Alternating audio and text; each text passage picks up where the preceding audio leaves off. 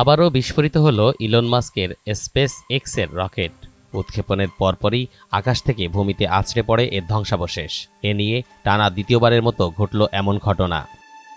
আন্তর্জাতিক গণমাধ্যম সূত্রে জানা যায়, টেক্সাসের বোকা চিকা থেকে বৃহস্পতিবার স্থানীয় সময় সন্ধ্যা 6:30টায় 403 ফুটের এই রকেটটি লঞ্চ করা হয়। প্রথমে কোনো সমস্যা হয়নি। বুস্টারটি সফলভাবেই রকেট থেকে আলাদা হয়ে পৃথিবীর দিকে নেমে আসে। মাঝপথে তাকে ধরে ফেলে একটি ক্রেন। কিছুক্ষণের মধ্যেই স্টারশিপের একাধিক ইঞ্জিন বন্ধ হয়ে যায়। এরপর রকেটের উপরের স্তরটি নিয়ন্ত্রণহীনভাবে ঘুরতে থাকে এবং যোগাযোগ বিচ্ছিন্ন হয়ে বিস্ফোরিত হয়ে হারিয়ে যায়।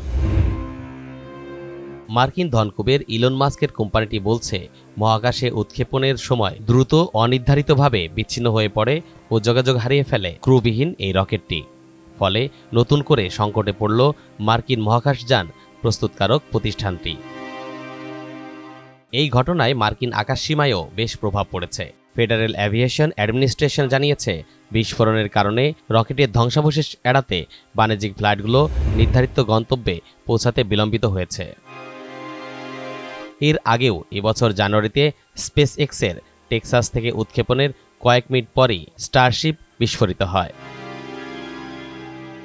তরিকুল ইসলাম, এনটিভি অনলাইন।